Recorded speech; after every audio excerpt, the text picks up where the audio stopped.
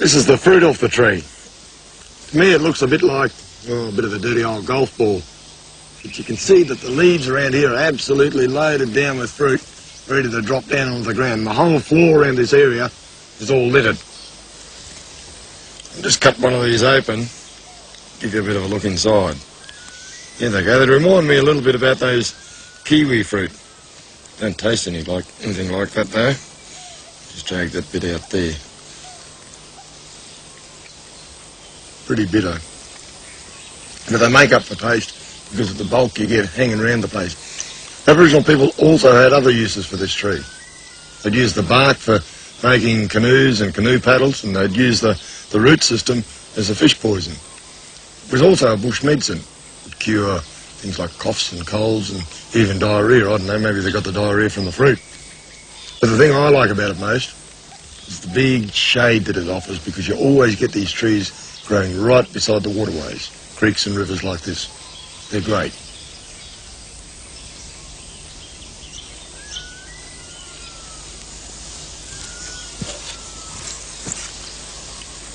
Yeah, that's what I want. Most Australian waterways here in the north have got yabbies. The yabbies go for a bit of meat like this. I haven't got my crab pot with me at the moment, so what I'm going to do is just build this one. Just tie that meat around like that. Got this lot out of my freezer in the back of the truck. Might get a change of diet tonight. Drop the meat inside there. The rock like that. Put it in the end to block it off.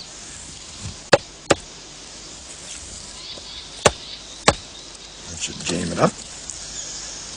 Now, another bit of string around here.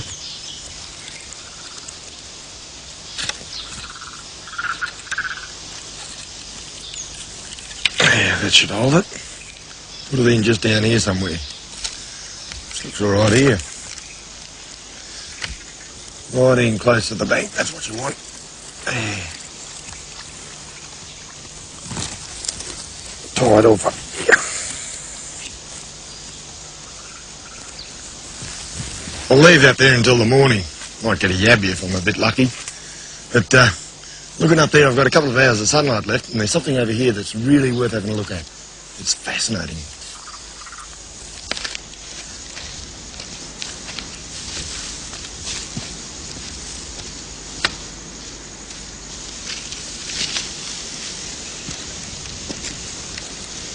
There's about 3 or 4 of these sort of places around the Northern Territory that I know of. There's a couple up there in Arnhem Land and another one over there towards Litchfield, bit of a one. And there's this one here.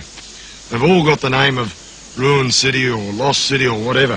And that's because all these structures here, they look like old tumbled down buildings, and when you look at them from the top, you can see the streets almost.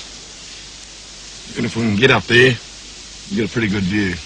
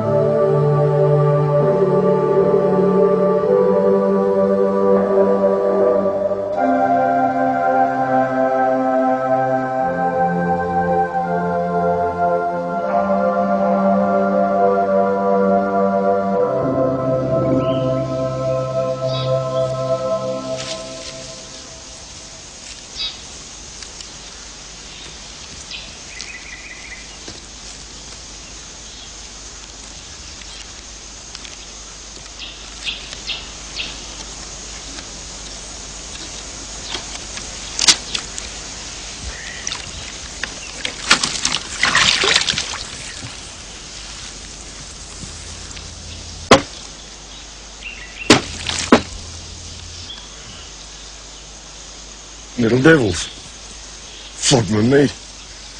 Never mind. That's the best take I had too. Hope they enjoyed it.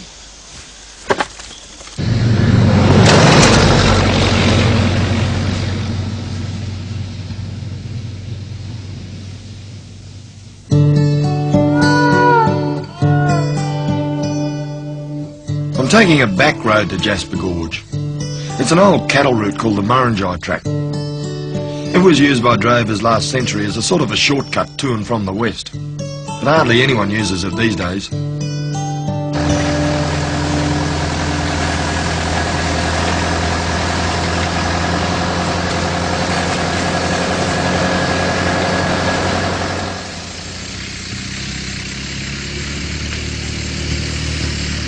Along the track you find these government bores. Originally, they were put in to supply water for the cattle.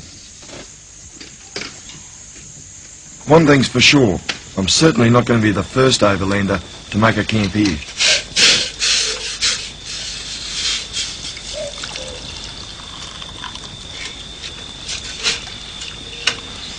This is an attempt to make a bit of a rough cup of bush coffee. Not my recipe though. It's one of the ones that the old pioneers used to use. Used to get these racky-chitin seed pods. This is the one I picked up in Undara way back. I got the seeds out of there and crushed them up and roasted them up a bit. Put them in the cup, add a bit of hot water and see how we go. Some of those old pioneers though, they had a pretty hard time of it, you know. This Murringi track here, first white fella to come through here was a drover, a bloke called Nat Buchanan. He was moving a mob of cattle from Queensland right over to Wave Hill. Well, as the years went by, more and more people came through there. When he first came through here, they didn't have all these government bores. What they had was about 3 water holes. If one of them was dry, well, the cattle and the men, they did a bit of a perish. In fact, I think there's about 12 drovers buried along this track somewhere. Later on, when the goldfields over in WA at Halls Creek got on the go, there was a Welshman by the name of Llewellyn, I think his name was. And he moved across here with a wheelbarrow and an 8-gallon keg of water. Well, he never made it. And for years and years, his wheelbarrow hung up in a tree as a bit of a reminder of that trip. It was hard times. I think I might have a cup of tea next time.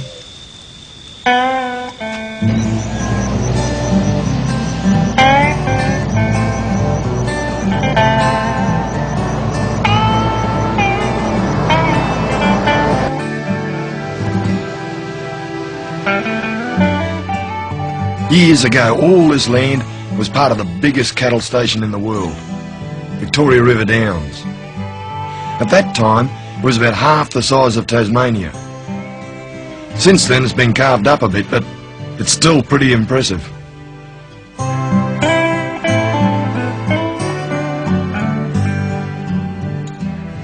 Just north of Victoria River Downs lies Jasper Gorge.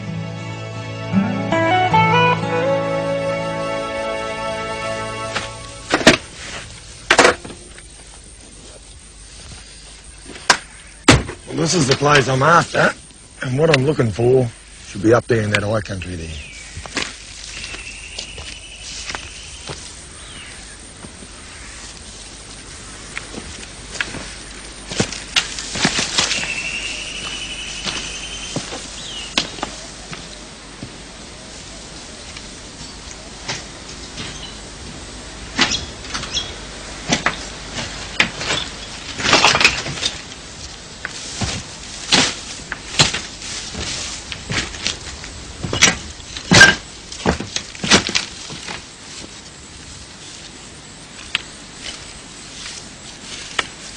This is what I've come all this way to have a look at.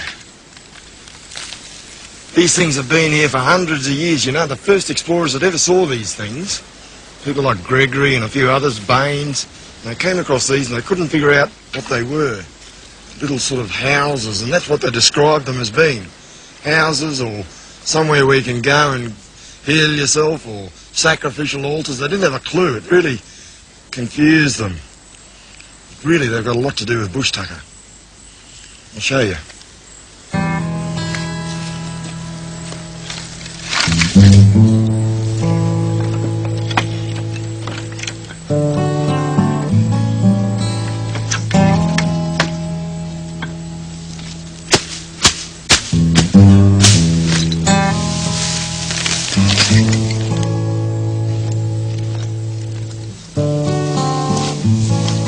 These stone structures are quite ingenious. They were built by Aboriginals to catch hawks.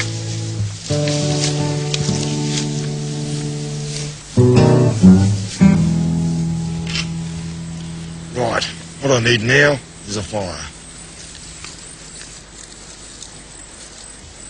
This is the seed pod of the native K-pop, and the cotton wool inside makes an excellent fire tinder. All you need to set it off is a spark. We don't just want any fire down here, you know, a real smoky one. Well, after I get this going, I'll get some green leaves and put on the top of him. That'll make it smoke away.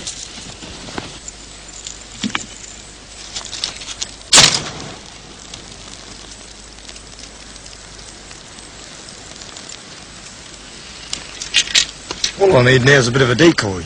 Aboriginal people used to use an old pigeon or dead bird and put it on the end of the stick here. Twirl him round, make a rag bird. Just tie that round there. All it's got to do is look like a wounded bird down the ground, so when the hawk looks down, he swoops down to try and get it. A couple of wings there, that'll work. Yeah, that'll do.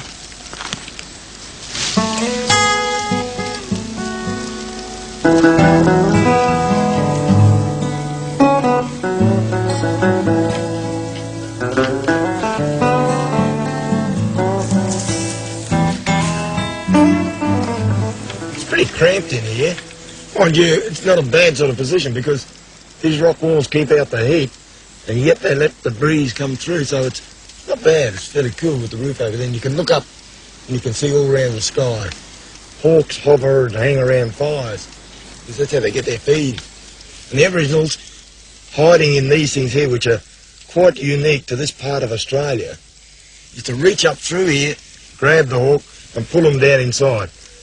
And some accounts tell you that in some days they were right up to their shoulders in hawks. That's something I'd particularly like to be, but anyway, we'll see how we go.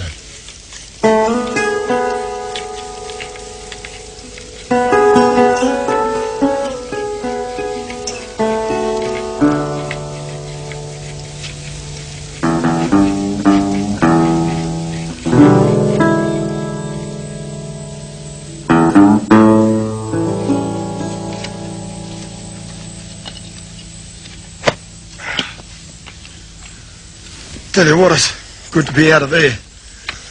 Haven't seen a hawk all day, but that doesn't particularly worry me too much. The idea of going home and having a feed a hawk, not real good. Much rather a steak any day. Hang on a minute. The yeppies have got all the steaks.